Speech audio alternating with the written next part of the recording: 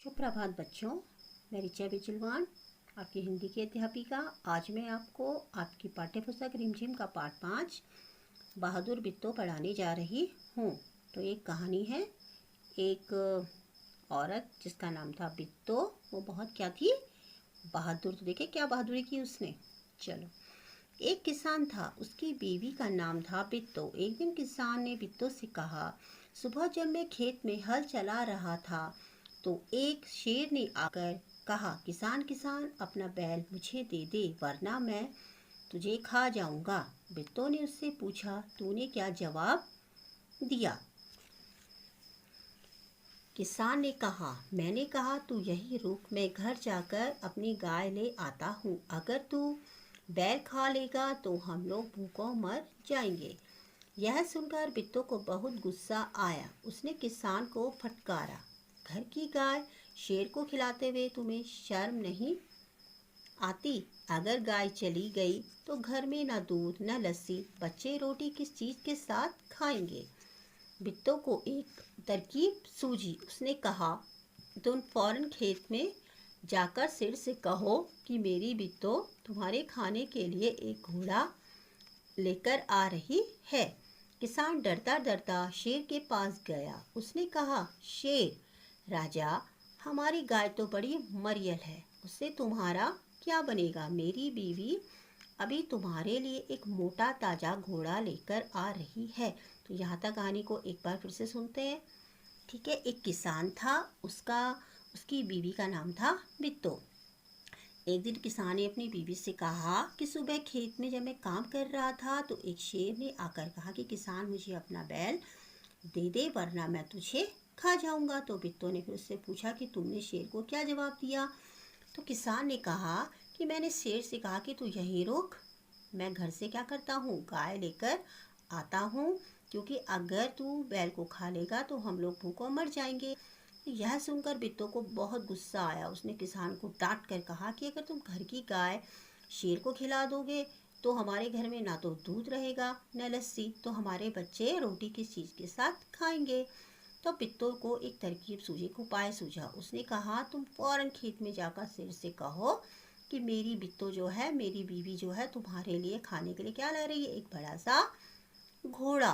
किसान डरता डरता शेर के पास गया और उसने कहा कि शेर राजा, हमारी गाय तो बड़ी मरियल है, मीन्स बहुत कमज़ोर है, तो उससे तुम्हारा क्या होगा, मीन्स उससे तुम्हारा पेट तो भरेगा नहीं। तो मेरी बीवी जो है तुम्हारे लिए अभी क्या लेके आ रही है, एक मोटा ताजा क्या लेके आ रही है, घोड़ा। बिट्टो ने सिर पर एक बड़ा सा पगड़ बांधा और हाथ में दराती लेकर घोड़े पर सवार हो गई। घोड़ा दौड़ाती दौड़ाती वह खेत पर पहुंची और जोर से चिल्लाई, अरे किसान, तू तो कहता था कि तूने 4 शेरों को फांस कर रखा है, यहाँ तो सिर्फ एक ही है, बाकी कहाँ गए? फिर वह घोड़े से उतरकर शेर की तरफ बढ़ी और कहने लगी, अच्छा कोई बात नहीं, नाश्ते में एक ही शेर काफ़ी है। इतना सुनना था कि शेर डर के मारे कांपने लगा और भाग खड़ा हुआ। यह देखकर बिट्टो बोली, देखा, इसे कहते हैं हिम्मत। तुम तो इतने डरपोक होगी, घर की गाय शेर के हवाले कर रहे थे। उधर मारे भूख के शेर की आंतें छटपटा रही थी। एक भेड़िए ने पूछा, महाराज क्या मामला है, आज आप बहुत उदास दिखाई दे रहे हैं। शेर ने कहा, कुछ न पूछो, आज मुश्किल से जान बची है। आज एक ऐसी राक्षसी से पाला पड़ गया जो रोज सुबह 4 शेरों का नाश्ता करती है। यह सुनकर भेड़िया बहुत हंसा। वह सुबह झाड़ी में छिपकर सारा तमाशा देख रहा था। उसने कहा, भोले बादशाह, वह तो बिट्टो थी जिसे आपने राक्षसी समझ लिया। आप इस बार फिर कोशिश करके देखिए। अगर बैल आपके हाथ न आए तो मेरा नाम भेड़िया नहीं। बहुत कहने सुनने पर शेर किसान के खेत में जाने के लिए तैयार हो गया, लेकिन उसने भेड़िए से कहा, तुम अपनी पूंछ मेरी पूंछ से बांध लो। अब बिट्टो आई खेत में पूरी तैयारी के साथ। उसने अपने सर पर बांधी पगड़ी, हाथ में ली दराती और घोड़ा दौड़ाती पहुंची कहाँ, खेत में। और खेत में जाते जोर से चिल्लाई, अरे किसान, तूने तो कहा था कि मैंने 4 शेर कर पकड़ कर रखे हैं, लेकिन यहाँ तो मुझे एक ही शेर दिखाई दे रहा है। फिर वो कहती है, कोई बात नहीं। घोड़े से उतरती है और कहती है, कोई बात नहीं, नाश्ते में एक ही शेर काफ़ी है। अब शेर ने जैसे ही सुना कि ये मुझे खाने वाली है तो वहाँ से भाग गया। ठीक है। और फिर बिट्टू ने अपने पति से कहा कि इसे कहते हैं हिम्मत, तुम तो क्या करने वाले थे, अपने घर की गाय शेर को देने वाले थे।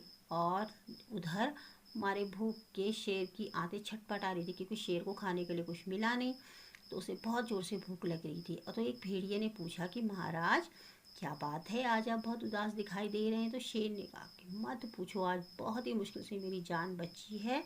आज मुझे एक राक्षसी मिल गई थी जो रोज़ क्या करती है, 4 शेरों का नाश्ता। यह सुनकर भेड़िया बहुत हंसा। उसने कहा, और उसने सुबह झाड़ी में छिप कर क्या कर ली थी, ये सारा तमाशा में जो कुछ भी हुआ वो झाड़ी में छिप कर देख रहा था। तो उसने कहा कि आप बहुत भोले हो, जिसे आपने राक्षसी समझा वो राक्षसी नहीं, वो तो बिट्टू थी। आप दोबारा कोशिश कीजिए, इस बार अगर आप बैल आपके हाथ ना आए तो मेरा नाम भेड़िया नहीं।